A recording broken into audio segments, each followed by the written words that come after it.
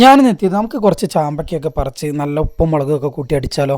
അപ്പോൾ നമ്മൾ വേഗം ചാമ്പക്ക മരത്തുമ്പോൾ കയറിയാലും നിറച്ചും ചാമ്പക്ക കേട്ടോ. അത് മെല്ലെ പറിച്ച് സെറ്റാക്കി നല്ല കവറിൽ കയറ്റി നമുക്കത് നന്നായിട്ട് വൃത്തിയാക്കി കഴുകി എടുത്തിട്ട് നമുക്കൊന്ന് ഉപ്പും മുളകും കൂട്ടി പിടിച്ചാലോ. അപ്പോൾ നമ്മളിവിടെ എത്തിയാൽ ആ അടുത്തും ഒരു മാവുണ്ട് കേട്ടോ, അത് നാട്ടുമാവാണ്, അത് നിറച്ച് പൂത്തിട്ടുണ്ട്. അപ്പോൾ നമ്മളിത് ആ കഴുകി വൃത്തിയാക്കിയ ചാമ്പക്ക കേട്ടോ. നമ്മളിത് കഴുകുമ്പോൾ കുറച്ച് സൂക്ഷിക്കണം കേട്ടോ, കുറച്ച് പുഴുവും കാര്യങ്ങളൊക്കെ ഉണ്ടാവും. അപ്പോൾ നമ്മൾ നല്ല വൃത്തിയിൽ അത് മുറിച്ചെടുത്തതിന് ശേഷം കുറച്ച് മുളക് പൊടിയൊക്കെ അതിന്മേൽ തൂവി, അപ്പോൾ തന്നെ ചാമ്പയ്ക്കൻ്റെ ഭംഗിയൊക്കെ മാറിയിട്ടോ. പിന്നെ കുറച്ച് പൊടിയുപ്പ് അതിൻ്റെ മുകളിൽ തൂവി. നമ്മൾ ഈ പ്രാവശ്യം വെളിച്ചെണ്ണ കൂട്ടുന്നില്ല കേട്ടോ, പകരം നല്ല സുറുക്കിയാണ് ഒഴിച്ച് വെക്കുന്നത്.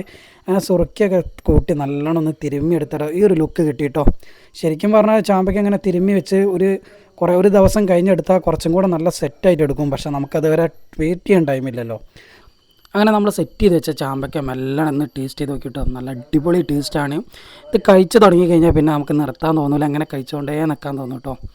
അപ്പോൾ ഇന്നത്തെ വീഡിയോ എത്ര ഉള്ളൂ. താങ്ക്